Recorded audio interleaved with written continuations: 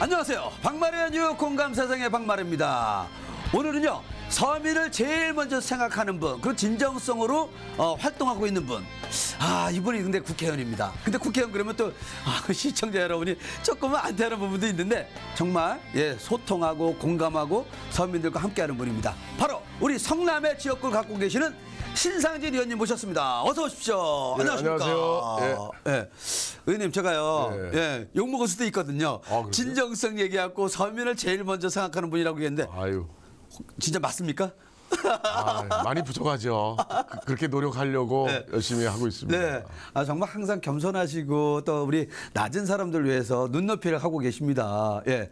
근데 의원님이 이렇게 보니까 이게 성남에서는 정말 소통의 달인이라고 소문이 나 있어요. 예. 그 공감하는 달인 이렇게 돼 있는데 비법이 뭡니까? 네. 글쎄, 뭐 소통의 달인은 너무 과한 표현이신 것 같고요.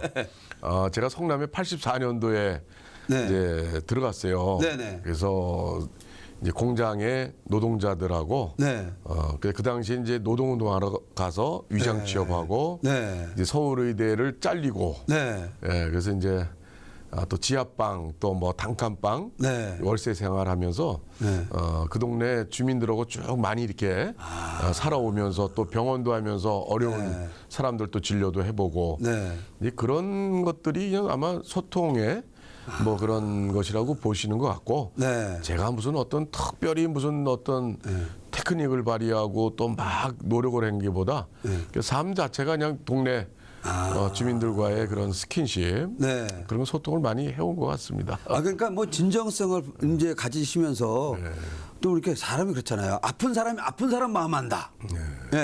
그 과정을 겪으셨으니까 그렇게들 많이들 얘기해 주시는 것 같아요. 그리고 예전에 뭐 노동운동 하다가 또 투옥도 되셨잖아요. 발표해도 되나요? 그런 것도? 뭐 제가 의대 다닐 때 노동운동 하다가 구속이 되고 학교가 제적되고 그래서 서울의대를 15년 만에 졸업을 했습니다. 아주 늦깎이. 그래서 또 제가 노동운동했던 동네 성남의 상대원이라는 시장 거기에 또 병원을 동네 의원을 조그맣게 개원을 했었고요. 그러면요, 뭐 이렇게 뭐 노동운동 하시다가 그렇게 어려운 고초도 겪었고 그게 결국은 다 어려운 분들 위해다가 그렇게 된 친구잖아요. 근데 제가 이렇게 보니까 또 이렇게 청소년들을 위해서도 상당히 역할을 하시더라고요. 그러니까 청소년 기자단, 그 SNS 기자단이 뽑은 아름다운 말 선표상도 받으셨어요? 그거는 어떤 거예요? 제가 이제 과학기술정보방송통신위원회 위원장을 이제 2년 했습니다. 아마 우리 또 방송통신위원회 저희 상임위가 굉장히 치열한 여야 간의 이 전투회장인데 거기서 위원장으로서 좀 이렇게 회의를 이렇게 나름대로 원만하게 이렇게 잘 또 재밌게 웃으면서 싸움을 좀 최소화시키고 아마 이런 상임위 운영에 대해서 평가를 우리 청년들이 좀 잘 실제보다 많이 잘 해주시지 않았나 이렇게 생각합니다. 그렇군요. 그러니까 뭐 청소년뿐만 아니고 지역에서도 그렇게 소통을 하시니까 그러면 한번 뭐 살아오신 자체가 어떤 진정성 플러스 소통이라고 얘기하셨는데 그래도 사람이라는 게 있거든요. 왜냐하면 어떤 거냐면 소통하는 방법. 그 누구를 상대를 만날 때 사실 뭐 어깨에 힘주는 분들도 계시고 그리고 뭐 이렇게 다가가는 모습, 눈높이 하는 모습 여러 가지겠는데 의원님은 소통의 어떤 나름대로의 뭐 방법이 있다면 요즘 세상 사실 너무 갈등이 심하잖아요. 양극화도 심하고. 그래서 소통 방법 한번 알려주세요. 비법. 저는 뭐 제 자신이 이제 성장 과정에서 어려서 좀 가난한 집에 어렵게 살고 또 저희 어머님이 노점상을 하셨어요. 강서구 화곡동 화곡시장에서. 강서구 화곡동이요? 강서구 제가 사는 곳입니다. 제가 대학 다닐 때 거기 살았는데 제가 이제 집에서 버스를 타러 가면은 시장을 이렇게 거쳐가게 돼요. 이제 한 번은 어머님이 그 참기름을 이렇게 노란 그 그릇에 담아가지고 파는데 그 계실 자리에 안 계세요. 그래서 이렇게 찾아보니까 어머님이 이제 골목에 숨으셨어요. 이 뭐 달아라고 일본 말로 하는데 우리 말로 뭐라고 그렇죠. 하여튼 통 네. 그 그릇을. 근데 보니까 단속반에 걸릴까봐 네. 이 시장 골목 안에 이제 어떤 또 옆에 있는 네. 또 다른 노점상 아주머니하고 같이 숨어 계신 거예요. 그래서 이제 야, 우리 참 저렇게 먹고 사는 그 조그만 거 요거 놓고서 하는데 네. 그렇게까지 단속을 해서 이렇게 해야 되나? 그 모습을 네. 어머님이 그 모습을 의원님이 보신 거예요, 그 당시에? 봤죠. 대학교 이제 학교 가다가 아침에 의대 이제 등교하다가 네. 예, 방학 때였을 거야. 아마 좀 늦게 제가 갔죠. 네. 이제 그런 좀 상황을 보면서 네. 그 어려운 분들의 그 말 못할 고충 네. 이런 것들을 제가 느끼고 또 하나는 제가 이제 성남에 들어가서도 또 정치인들을 이렇게 볼 기회가 간혹 있는데 네.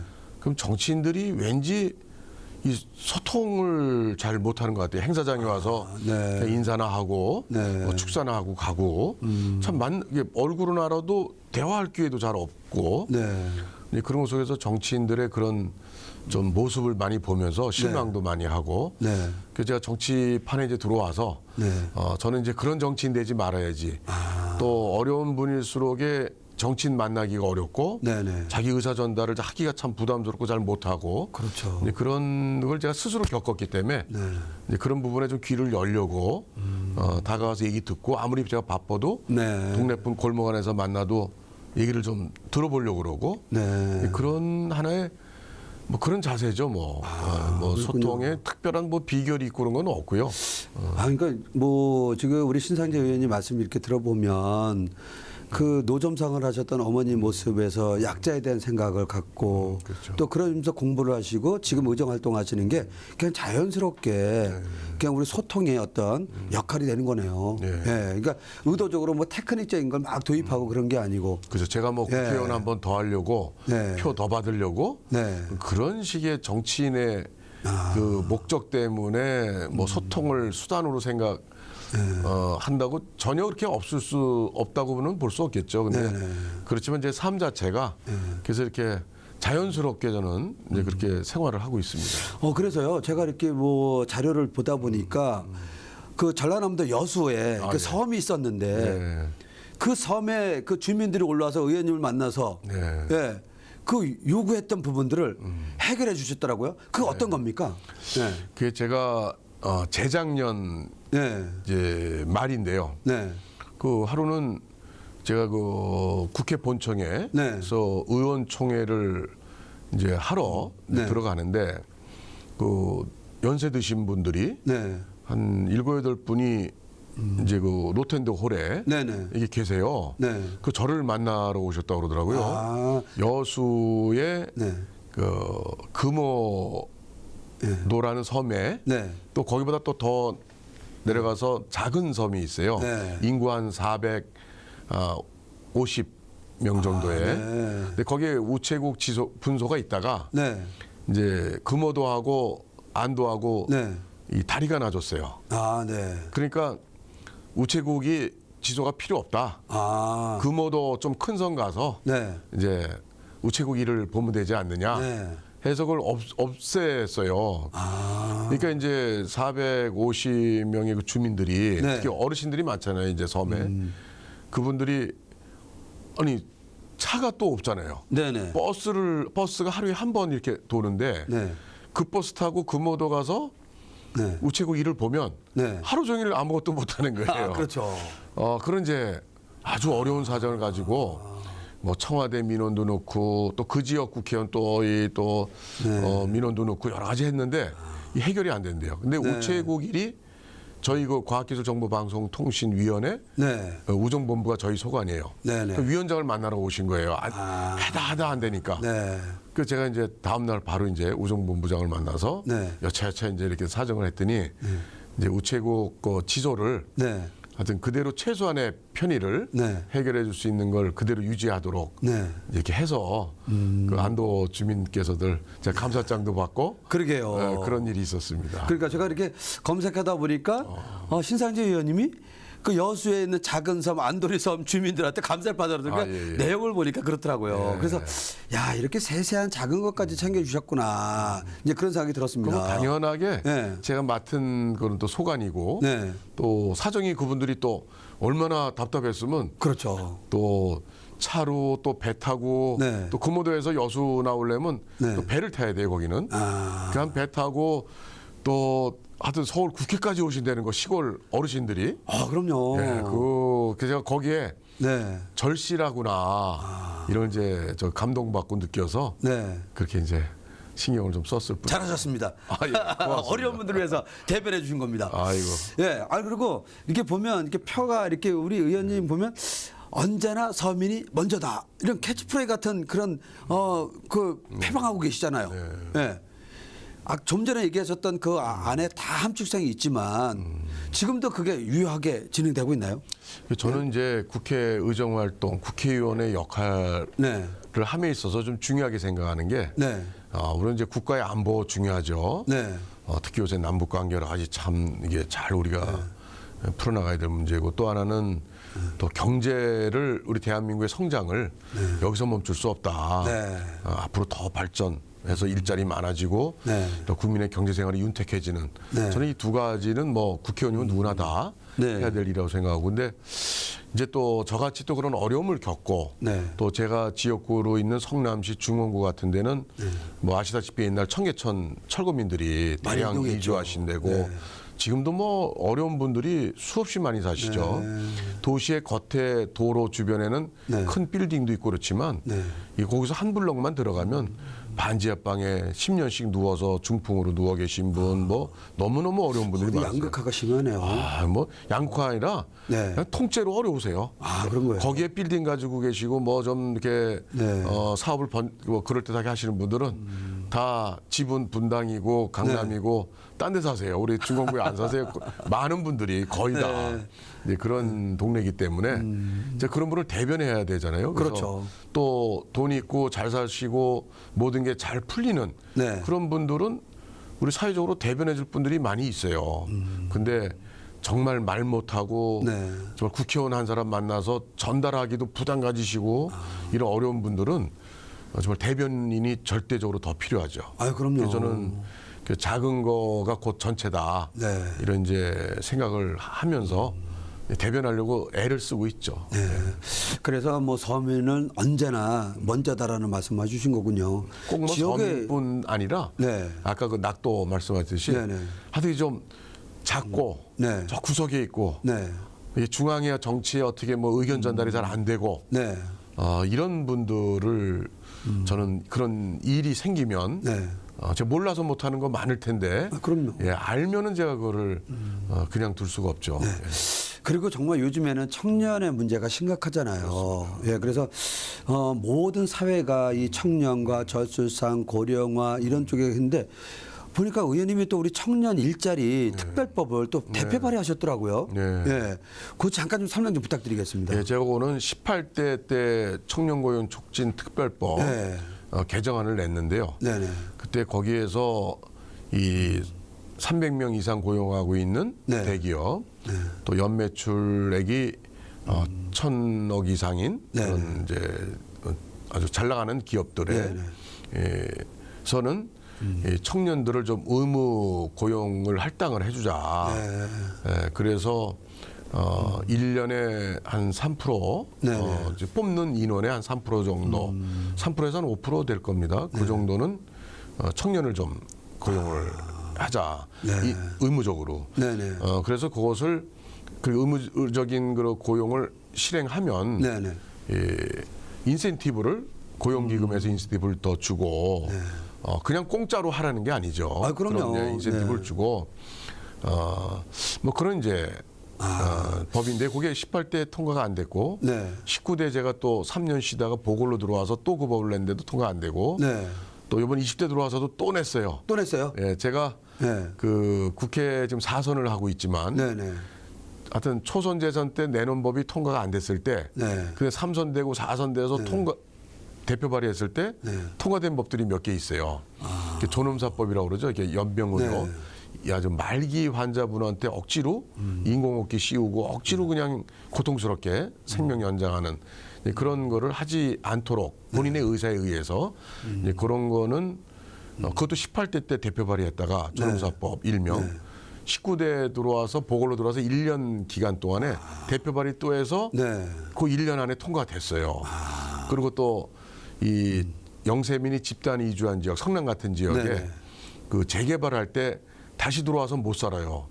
아파트 지면 돈이 없어가지고 다 떠나버리죠. 그래서 그런 지역에는 이제 그 안에 포함된 공유지를 그 서민들 재개발할 때 하게 되면 무상으로 양여한다. 그것도 제가 18대 내놨다 안 되고 19대 들어와서 또 해가지고 19대 통과되고요. 그래서 사실 제가 질문한 이유가요. 이겁니다. 아까도 처음에 오프닝 할 때 진정성 얘기를 했는데 사실 이게 청년들 일자리가 정말 중요한데 18대도 하셨고 또 19대도 하시고 20대도 또 하시고. 20대 때 아직 통과가 안 됐어요. 통과는 안 됐지만. 그래서 저는 그거를 어느 언론에선 저를 그거 좀 진보 정책인데 그 어떻게 보수 정당의 국회의원이 발의했다고 뭐 그렇게 언론에 보도된 것도 있는데 저는 상관없습니다. 그럼요. 청년들의 그 청년들이 이게 참 제 동생도 옛날에 대학 졸업하고 취직을 못하고 아주 고생한 적이 있는데요.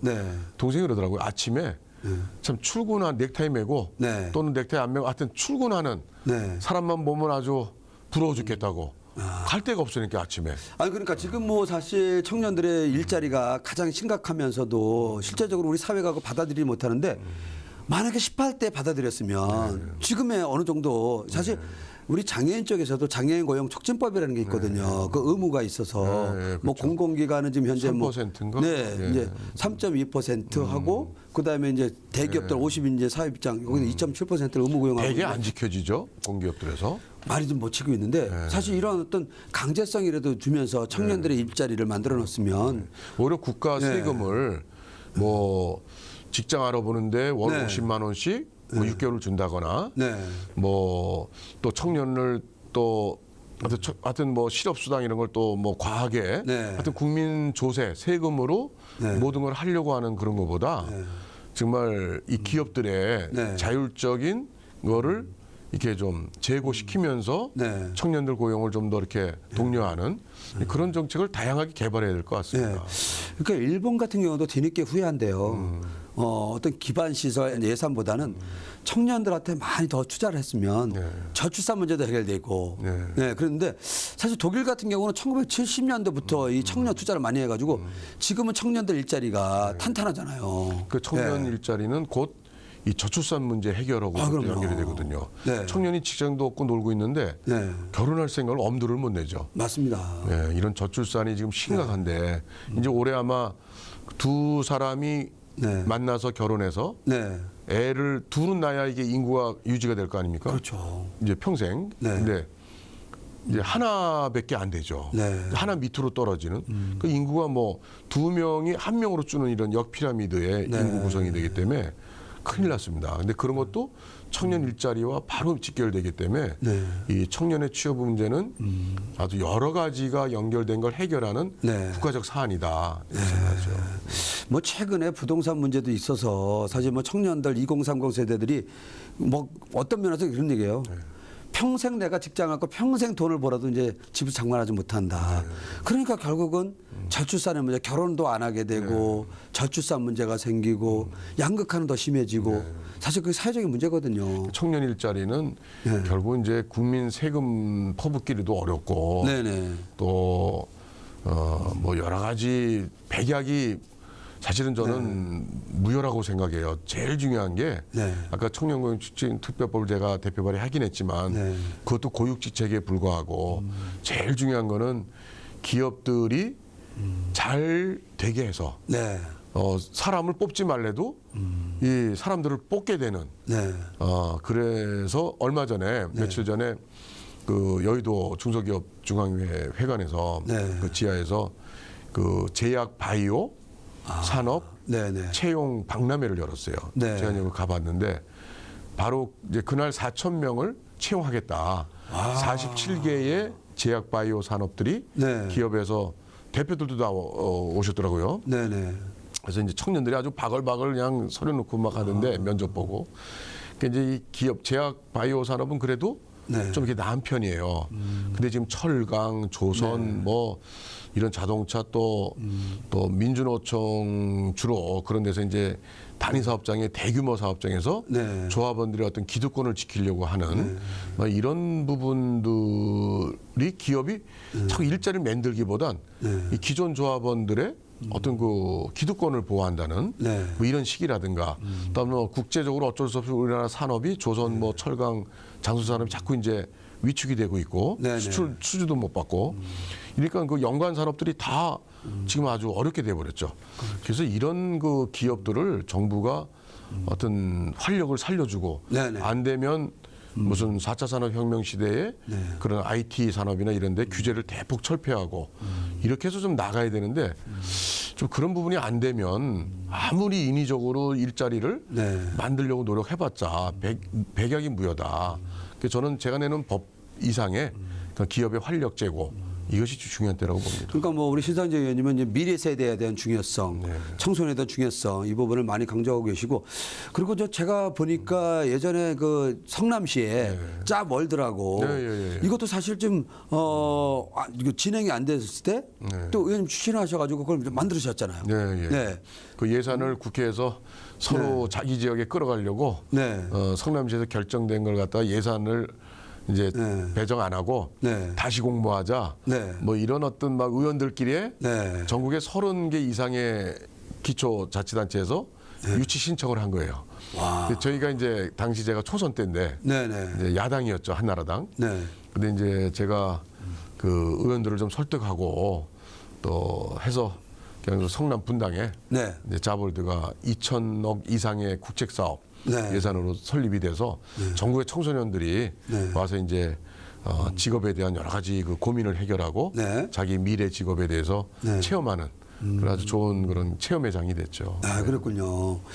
그러니까 자볼드가 결국은 우리 청소년들의 어떤 미래 일자리뿐만 아니고 체험 같은 경우도 할 수 있는 허브 이거 플랫폼 정도의 역할을 할 수 있는 거죠. 그래서 분당의 그 판교 톨게이트 근처에 전국에서 접근성 좋게 그런 위치 선정이 아마 된 걸로 알고 있습니다. 네네.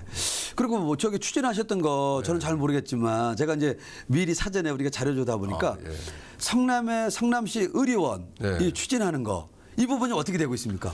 성남 의료원이 이 수도권 대도시에서 이 시립의료원이 생긴다는 게 쉽지 않잖아요. 그런데 성남에 그 인하병원이 구 이제 본도심에 있었어요.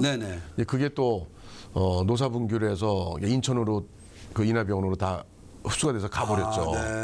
그리고 또 성남병원이라고 또 수성구 쪽에 그 가천대 옆에 있었던 그 병원도 또 종합병원도 없어지고. 그러니까 이제 분당에는 병원들이 있지만 이제 본시가지의 주민들이 의료 접근성이 좀 안 좋고 또 그래서 그때 이제 시립병원을 만들자는 시민단체나 뭐나 이제 분위기가 있었는데 분당 쪽에서는 조금 거부 반응이 있었어요. 야, 분당에 뭐 대학병원들이 몇 개 있고, 많이 있으니까. 또 강남에 가면 조금 가면 또 30분 정도 거리에 뭐 또 큰 또 대학병원들도 있고. 그래서 근데 제가 이제 본시가지의 어려움을 좀 해결하자는 차원에서 그냥 시립병원이면 적자가 나니까 분당 쪽에 에서 좀 일부 반대가 있었는데 저는 그랬죠. 대안으로 대방동에 서울대병원에서 위탁 운영하는 그 서울시립병원 있잖아요. 보라매 병원.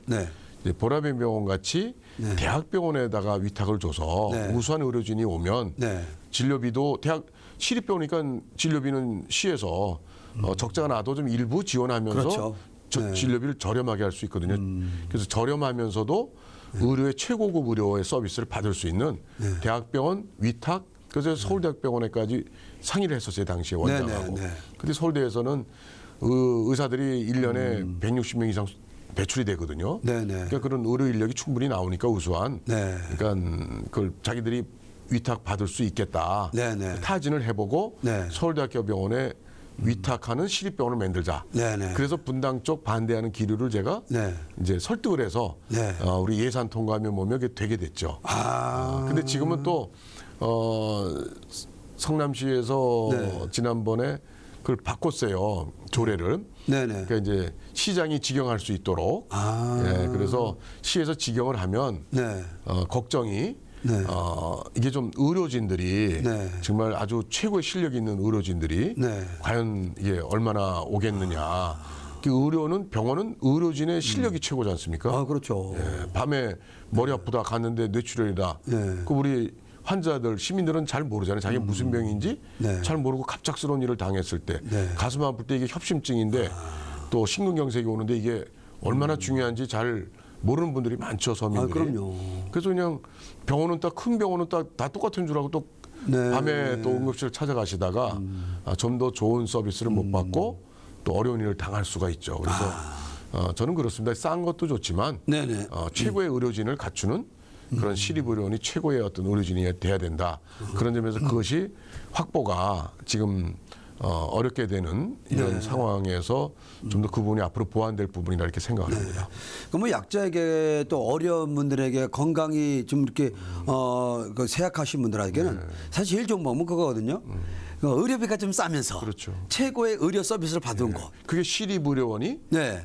그렇게 할 수 있는 공공의료 네. 서비스를 할 수 있는 우리가 보통 공공의료 하면 좀 왠지 값은 싸지만 네. 좀 의료진이 아주 그냥 이 정말 삐까뻔쩍한 그 이 대학병원들 네. 그런 데처럼 안 되지 않느냐. 네. 또 실제 안 되고 네. 그런 데서 좀 서민들이 왜 싸지만 왜 의료질이 떨어지는 서비스를 받아야 되느냐. 그럼 안 되죠. 예.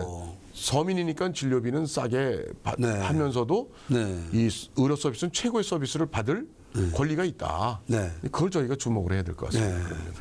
그리고 최근에 보니까 이제 또 이거 이제 신상진 의원 소통의 만남. 네. 이것도 있더라고요. 그래서 국민의 소리를 듣겠다. 이걸 지금 표방하시고 지금 받고 있는데 이건 어떤 의미입니까? 네. 제가 이제 과학기술정보방송통신위원회 위원장으로 지난 5월까지 있을 때는 네네. 그렇게 그 상임위 관련해서는 네. 그렇게 서민의 어떤 고통과 그 처지에 처한 분들을 네. 또 그런 거를 활동하는 또 단체나 네. 이런 분을 많이 볼 기회가 그 상임위 성격상 덜했습니다. 네. 근데 이제 보건복지위원회로 오니까 네. 제가 또 18대 국회에서도 또 4년간 보건복지위원을 했었는데요. 네. 이 보건복지위원회 소관에 그 관련된 일이라는 거는 네. 우리 또 사회자께서도 잘 아시다시피 부족합니다. 이 장애인 문제들 네. 또 수급자 네. 아주 우리 사회에서 우리 한국에서 네. 가장 지금 어려운 생활 하시는 분들 그 이중상중의 고통을 그럼요. 생활 속에 당하는 분들 네. 그런 부분들의 일이 바로 보건복지위원회예요. 네. 그래서 저는 이제 이번 기회에 좀 더 제가 다가가는데 한계가 있으니까 네네. 그런 어려움을 당하는 옛날 송파 새 모자의 네. 그런 사각지대, 네. 복지 사각지대 그런 분들한테 최대한 좀 어려움을 얘기를 해주십시오. 그럼요. 저에게. 네. 그래서 제가 그걸 이제 많이 네. 제가 알고 있는 이제 전화번호 네. 거기서 다 문자로 해서 네. 어디다가 이렇게 신청을 민원을 네. 어려움을 하소연하십시오 하고서 네. 그걸 다 최대한 아는데 다 뿌리려고 그래요. 그렇군요. 그래서 저 구석진 데서 네. 한 건이라도 네. 들어오면 그게 제도 변화에 네. 제도 개선에 네. 필요하거든요. 현장의 목소리가. 그래서 그 한 사람의 문제를 해결한 거와 어울려서 네. 그 제도 시스템을 바꿀 수 있는 동력으로 삼고자 그런 한번 이번에 또 국감을 네. 이제 국민과 함께하는 소통의 국감으로 네. 저희가 좀 목표를 잡아서 하고 그렇군요. 있습니다. 그럼 오늘 뭐 방송을 보는 시청자분들도 네. 얼마든지 신상진 의원님에게 네. 연락하면 되는 거죠. 제 전화번호 직통번호 하나밖에 없는데 네. 010-2218-2422입니다. 예, 그렇게 저한테 문자 넣어주시거나 네. 또 제가 바쁘면 전화를 못 받을 수 있으니까 네. 누구시라고 문자 넣어주세요. 네. 그럼 제가 직접 만약에 바빠서 못하면 우리 보좌관을 시켜서 네. 전화드려서 사정을 파악을 하도록 하겠습니다. 네. 또 복지 TV니까 네. 아마 또 그런 복지 문제에 관심 있으신 분들 그렇죠. 좀 꼭 좀 홍보하기 좋은 지금 기회네요. 그럼요. 꼭 좀 연락을 주십시오. 네. 앞으로 우리 민원이 있고 또 신상진 의원님하고 꼭 해결할 분들은요. 성남뿐만 아닙니다. 전국의 모든 분들이 함께 연락 주세요. 왜냐하면 복지TV가 전국으로 다 나가거든요. 얼마 전에요. 네. 제가 보건복지에 상임이 되고서 이제 회의를 처음 갔는데 네. 메일로 하나 민원이 들어왔어요. 어머니가 보낸 건데 네. 12개월 된 아기 어머니가 네. 그 특발성 확장성 심근증이라고 그걸 아주 희귀한 병을 아기가 앓고 있는데 네. 그게 시술비가 1억 또 유지관리비가 3개월에 3천만 원 네. 이렇게 드는 치료를 받는데요. 근데 아유 그거 어떻게 감당을 하겠어요? 뭐 억대 이상이 드는 치료비를 어렵죠. 의료보험이 또 안 됩니다. 그건 적용이. 아, 그게 안 되나요? 예, 그래서 제가 바로 이제 그 건을 가지고 네. 이제 복지부 저 상임위에서 네. 복지부 장관한테도 네. 제가 직접 질의했죠. 아. 이런 치료비를 어떻게 감당하냐? 네네. 이런 거는 또 이런 환자가 희귀한 이런 환자가 많지는 않으니까. 네. 그러니까 이런 몇 건에 대해서 복지부에서 건강보험 적용을 하게 해서 네. 치료받을 수 있도록 해달라. 네. 그래서 제가 요구를 해서 지금 검토 중에 있는 걸로 알고 있습니다. 아, 그렇군요. 그런 식으로 정말 한 생명이 저는 이 우주라고 생각을 해요. 네. 그러니까 그 한 생명이 당하는 고통, 그걸 지켜보는 가족, 네. 저는 그걸 해결하지 못하면 네. 우리 사회가 그걸 못하는 게 진짜 적폐죠. 아, 그럼요. 누구 꼭 시스템을 바꿔요. 그 한 건에 대해서 네. 그에 대한 혜택을 당연히 권리를 갖게 해주고 네. 차제에 네. 그런 고통을 똑같이 당하는 유사한 고통 당하는 분들의 그걸 해결해 줄 수 있는 시스템을 개혁하는 거. 네. 그래서 제가 보건복지에서 앞으로 이제 2년 네. 20대 국회에 있으면서 하여튼 좀 저 구석에 고통당하는 네. 그런 부분을 찾아내서 해결하려고 목표를 세웠습니다. 아, 그렇군요. 그러니까 하나의 생명은요, 우주보다 소중하다고 그러잖아요. 네. 말씀하신 것처럼. 그 수화에도요, 이게 있습니다. 이게 사랑합니다 표현할 때요, 네. 이렇게 주먹에 우주예요. 네. 우주를 덮을 만큼 사랑한다. 아, 주먹이 우주예요? 예. 우주를 덮고 이게 있고. 소화에서. 그런 뜻입니까? 네. 세계적인 통영어는 이렇게도 하는데, 의원님이 잘 말씀해 주신 거예요. 그만큼 소중합니다. 생명은. 네. 자, 그러면 이제 하반기에 이제 보건복지위원회 역할을 좀 하고 계시는데, 또 보건복지 말씀하신 것처럼 약자들이 많은 곳이고 또 해결할 곳이 많잖아요. 네. 네. 그래서 앞으로 우리 의원님이 보건복지위원회에서 의원님은 이런 역할을 좀 하겠다 하는 그런 나름대로의 아까 뭐 소통도 얘기하셨지만 목표치가 있을 것 같은데 어떤 겁니까? 저는 이제 보건복지위원회에서 국민연금도 저희 소관이거든요. 네네. 그러니까 국민연금 같은 경우 지금 굉장히 지금 위험한 상황입니다. 네. 첫째는 연금을 내는 그 생산계층, 젊은 층들이 우리 저출산 문제로 굉장히 지금 줄어들고 있죠. 그리고 노인층은 의학이 발달하고 하니까 노인층은 점점 노령층은 늘어나고요. 이것을 어떻게 앞으로 국민연금이 고갈될 상황까지 온다. 지금 이제 이대로 가면 2057년 그러니까 그 무렵에 고갈이 된대요.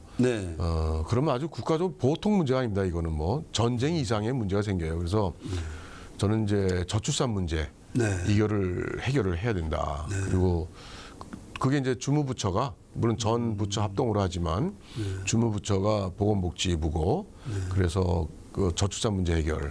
그리고 둘째로는 국민연금에 정말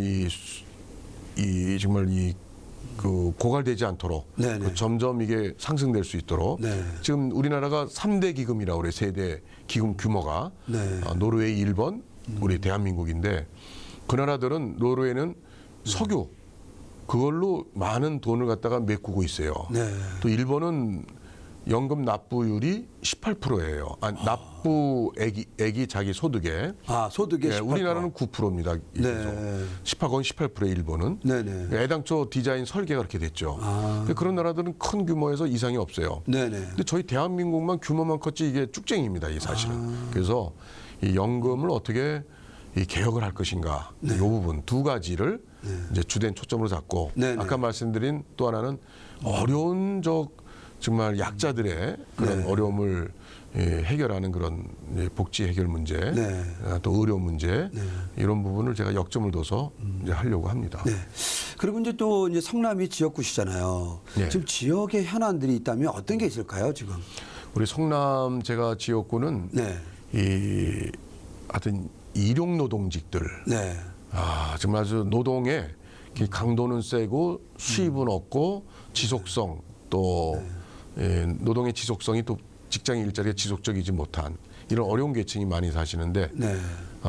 또 이제 복지의 사각지대도 많이 사시고 그래서 저희 지역은 또 재개발 문제로 또 홍역이 있습니다. 재개발 재건축. 왜냐하면 이게 60년대 말부터 청계천 철거민들이 들어오셔서 네. 아주 주거 환경이 되게 열악해요. 그런 주거 환경 개선 사업 이런 부분인데 그래서 제가 그 재개발의 그 도정법 그 도시 및 주거환경 정비법 개정안도 제가 지속적으로 내고 있고 또 이 복지 문제 당연히 또 그렇고 또 재개발 재건축도 저희가 좀 많이 또 노후화된 주택들이 많아서 그 부분에 서민들이 재건축 재개발하면 다 떠나게 돼요. 그래서 그 옆에 동네 광주로 가시고 뭐 다 흩어져요. 정든 동네 다 떠나시고 그래서 이런 부분을 어떻게 좀 재정착률을 높이는 서민 부담 완화 재건축 재개발할 것인가 거기에 좀 고민을 하고 있습니다. 아, 그렇군요. 하여튼 뭐 모든 게 잘 되기를 저희도 함께 응원할 거고요. 아, 그리고 뭐 이렇게 보니까 우리 신상재 의원님은 의회에서 소부이 나 있어요. 털털한 아저씨 같은 분. 예. 그리고 배지를 절대로 안 달고 다니시는 분. 예. 아, 이유가 있나요? 예? 글쎄 저는 뭐랄까요. 남들이 이렇게 좀 선망해 또 부러워하는 직업이나 뭐 학교 이런 분은 저는 이렇게 그런 분은 이렇게 내보이고 싶지를 않은 그런 마음이 어려서부터 있었어요. 아, 네. 제가 77년도에 서울의대를 입학을 해가지고 그 다들 이제 학생들이 교복도 입고 그때 서울대 가면 지금도 그렇지만 배지를 딱 달고 저는 한 번도 안 달았어요. 야, 배지를. 그리고 저 국회의원 돼서도 실제 일이 중요하지. 제가 누구다라는 걸 굳이 이렇게 표현을 꼭 해야 되느냐. 일을 내용을 좀 채우는 좀 성실한 노력을 하자.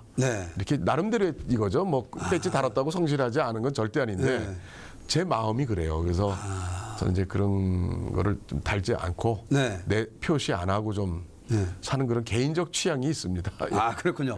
뭐 특별한 이유가 거기에 있었는데 그러면 사실 실제적으로 보면 어디 가다 보면 그렇잖아요. 얘기를 했는데 저분이 그냥 뭐 국민의 한 사람으로 얘기하는 경우가 있고 나중에 알아보니까 저번에 국회의원이었어. 이렇게 놀라는 경우도 있을 텐데 그런 경우 있었나요? 그렇죠. 이제 국회의원이 아닌 줄 알았는데 국회의원이라고 그러면 이제 인사할 때 국회의원 아닌 줄 알았어요. 이웃집 뭐 우리 동네 아저씨인 줄 알았어요. 그렇죠. 뭐 그런 얘기를 많이 듣고요. 저는 또 학생 때 이제 학생운동, 노동운동을 하고 그럼 또 이제 그런 운동을 안 하는 또 의과대학도 뭐 이렇게 저렇게 선배들도 또 볼 거 아닙니까? 의사분들이나 또 이런 동창 선배들 동문 그러면 많이 들은 얘기가 야 너는 선배들이 너는 그 운동권 같지 않다. 이게 운동권 하면 뭔가 선입견 있잖아요. 이렇게 강한 이미지 막 뭐 투쟁 뭐. 근데 저는 그런 것 같아요. 아마 제가 운동을 한 목적도 대학교 1학년 때 야학 교사를 했는데 사당동에서 야학 학생이 한 17살 된 청년이 이 공사장에서 이제 사고로 죽었어요. 일산화탄소 질식해 가지고. 근데 그러면서 제가 노동운동에 뛰어들었어요. 저런 아이들이 초등학교도 졸업 못하고 어려서 공장 다니고 공사장 다니고 그런 사회가 없어야 되겠다. 제가 의사 돼서 몇 명이나 고쳐주겠느냐 과연. 이제 이런 생각에 사회 개혁을 해야 되겠다. 혁명을 해야 되겠다고 제가 이제 노동 현장에 뛰어들었는데 그래서 저는 어떻게 보면 그리고 지금 이제 보수당 또 국회의원이잖아요. 정치를 하고 있는데 저는 항상 이렇게 그때 제가 옳다고 생각하는 거 제 체험과 저의 어떤 관점에서 그렇게 살아왔어요. 그래서 뭐 어떤 이념에 그냥 못 박혀서 그걸로 무조건 나가는 것도 아니고 저는 또 옛날엔 군사 독재 시절 또 전태일 이런 노동자처럼 노동자들의 어떤 기본권이 노동권이 안 지켜졌던 이런 시대에 제가 노동운동을 하고자 했던 거죠. 그런 사회민주화나. 근데 지금은 이제 제 의사협회 회장하고 그 의약분업대 투쟁하면서 제가 바뀐 이유가 정치인들을 여야를 다 만나보니까 정말 이제 당에 대해서 무조건 싫다. 저는 무조건 좋다. 뭐 이런 식의 그 어떤 이념에 의한 잣대로 평가하는 그런 좀 거는 버려야 되겠다. 저는 휴머니즘. 그 휴머니즘이 아마 저의 운동권으로 저를 끌어들였던 동기고 또 제가 지금 정치판에 제가 들어온 것도 아마 휴머니즘 저의 내면에 흐르는 그렇게 하다 보니까 뭐 이렇게 정치적 어떤 계산을 해서 뭐 튀고 뛰고 네. 무슨 자리에 연연하고 네. 그렇지 않게 해온 모습들을 네. 아마 주변 분들이 좋게 봐주셔서 아마 네. 털털하다, 네. 소탈하다 그냥 그렇게 좀 봐주시는 거 아닌가 저 나름대로 네. 그냥 좋게 해석을 해보는 겁니다. 아, 그랬군요. 정말 우리 신상재 의원님에 대해서 뭐 모르셨던 분들은 오늘 이렇게 방송 보시면서 아, 저런 분이었었구나라는 걸 또 아실 수 있을 것 같고 사실 저도 가끔 그런 얘기 해봐요. 우리 청년들하고 얘기할 때도 정말 정치적인 이념이 필요하냐, 먹고 사는 데가 먼저 필요하냐 그러면 대부분의 사람들 그럽니다. 이념보다는 이제는 시대가 변했다. 먹고 사는 게 먼저고 실제적으로 우리 삶의 질이 먼저다. 이 얘기를 많이 하시거든요. 네. 그러니까 기성에 있는 분들이 해왔던 이런 틀도 빨리 벗어나는 것도 네. 큰 역할이라고 생각합니다. 그렇습니다. 네네네. 네, 그러면 제가 의원님한테 아주 네. 저기 돌발 질문입니다. 네. 네. 뭐 이렇게 대표 발의 많이 하시잖아요. 네. 그 중에 통과율이 사실 중요하거든요. 네. 통과율 어떻습니까? 예, 제가 총 지금까지 네. 발의한 대표 발의 건수가 네. 170건이 좀 넘고요. 아, 네. 그리고 통과된 법안이 네네. 한 60건이 넘습니다. 그래서 아, 네. 아마 통과율로 따지면 아마 35%좀 넘지 않을까 이렇게 생각합니다. 그러면 의원님들 평균 보면 상당히 높은 거라고 저는 알고 있는데. 그리고요, 이 법안이 네. 어떤 분들은 그냥 법안 뭐 한자를 한글로 바꾸고 네. 뭐 이런 대표 발의하는 법안 그 경우도 있어요. 네. 저는 그런 건 한 건도 없고 네. 하나 하나가 다 네. 정말 이 고심을 해서 만들어낸 좀 법안에 네. 좀 뭐 솔직히 네. 제가 뭐 자랑 같습니다만은 네. 하나 하나가 정말 필요한. 네. 예를 들어서 그 제가 18대 때인데요. 네. 이 우리 산에서 조난을 당하거나 아니면 강도를 갑자기 어디 화장실에서 만났거나 네네. 그랬을 때 112를 누르면 네. 112에서 자동 위치 파악이 돼서 전화가 끊어질 수 있잖아요. 112 눌렀다가. 네네. 그 자동 위치 파악에서 경찰이 오는 그런 게 안 되고 네. 경찰에서 119에 네. 조회를 해가지고 네. 위치 파악을 해가지고 와요. 그러니까 시간이 더디죠. 네. 그러니까 그거에서 제가 그거를 이제 파악을 해서 112에 바로 신고를 전화번호를 누르면 네. 112도 그 신고자의 위치가 자동으로 파악이 돼서 네. 좀 더 빠른 시간에 그 신고자에게 접근할 수 있도록 네. 이제 그런 법안도 제가 대표 발의해가지고 네. 통과가 됐고요. 그 당시에 이런 식으로 좀 하나하나가 솔직히 굉장히 좀 고민을 해서 나온 법안이 많습니다. 예, 그렇군요. 그러니까 네. 질이 좀 좋습니다. 솔직히. 네. 법안의 질이 좋다. 아, 제 자랑 같은 좀 쑥스럽습니다. 이게 양보다는 질이다 이거잖아요. 근데 쉽게 말하면 또 그런 거잖아요. 법안을 발의하기 전에 간담회도 하고 공청회도 하고 토론회도 하고 이런 과정을 통해서 이제 만든 법안. 예. 대부분이 다 말씀하신 거잖아요. 그러면 이제 앞으로 또 계획이 있다면 어떤 계획을 갖고 계세요? 예, 앞으로 네. 제가 지금 이제 제가 속한 네. 자유한국당이 이 보수 우파 정치가 되게 어렵지 않습니까? 네네. 탄핵 이후에 네네. 이런 어려움에서 저는 요즘에 걱정이 이제 네. 남북 관계 또 한미 관계 네. 이게 잘 풀려야 될 텐데 네네. 이게 좀 너무 또 속도가 너무 빨라도 안 되고 네. 또 평화를 또 지향은 또 우리가 해야 되고 네. 이런 어려운 점에서 이 국가 안보 또 네. 우리 한미 관계가 튼튼하게 돼야만 남북 관계 또 대중 관계 대러시아 모든 세계적 관계가 유엔 관계 네. 이런 게 원활하게 되는데 이제 그 한미 관계 좀 걱정이 되는 면이 있고요. 네. 또 하나는 이 경제가 자꾸 어려워지고 네. 그래서 이 경제 기업이 어떻게 민간 영역에서 일자리를 창출하도록 네. 기업이 해외로 빠져나가지 않고 또 가지고 있는 돈을 또 설비나 또 이 공장 만들고 하는데 투자를 하도록 네네. 하는 정책을 어떻게 필 것인가. 그러기 위해서는 저는 보수가 튼튼해야 된다고 생각합니다. 네네.